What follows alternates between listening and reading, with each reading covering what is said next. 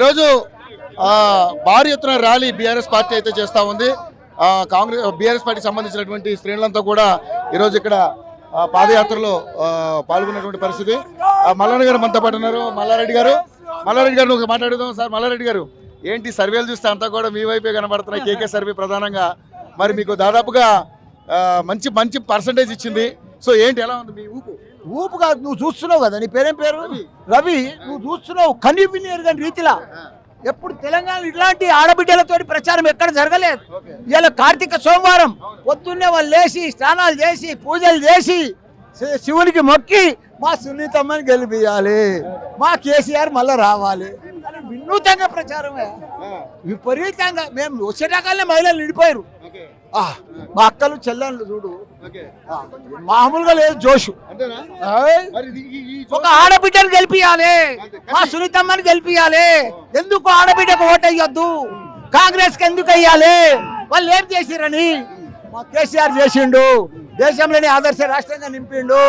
కాబట్టి తప్పకుండా కేసీఆర్ చేస్తారు. కానీ ఇప్పుడు వచ్చిన సర్వేల ప్రకారం చూసుకుంటే ఏంటి, ఏమనుకుంటున్నారు మీరు? ఇంకా చాలా, ఇప్పుడున్న సర్వే మాదే, రేపు వచ్చే సర్వే మాదే, ఎల్లుండి వచ్చే సర్వే మాదే, గెలుపు మాదే. వాళ్ళకి తెలిసిపోయింది ఓడిపోతామని,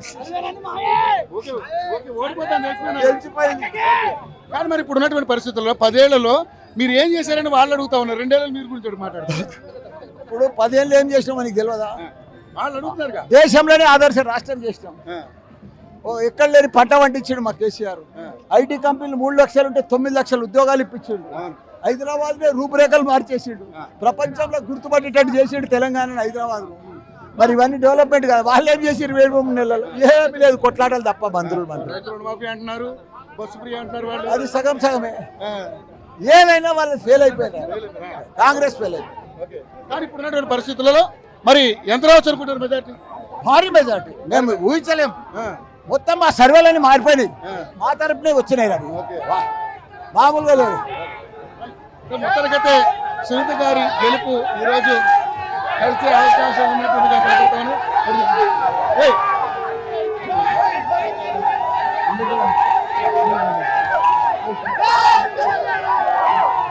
జై తెలంగాణ.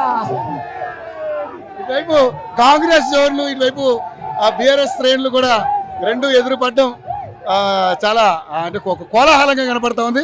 సార్, మరి ఇంతటి ఊపు, ఈ కోలాహలం ఏంటి? రేపొద్దున మరి తెలంగాణ రాష్ట్రంలో మళ్ళీ మన అధికారులకు అవకాశం ఉంది? తప్పకుండా.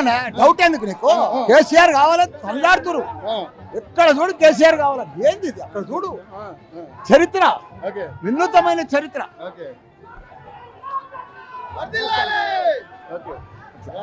మొత్తానికైతే మల్లారెడ్డి గారు చాలా ఆశాభావం అయితే, మంచి ఆశాభావం అయితే వ్యక్తం చేస్తా ఉన్నారు.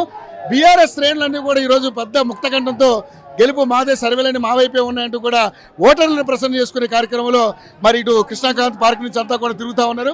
చూద్దాం ఏం జరుగుతుందో. Voter studio.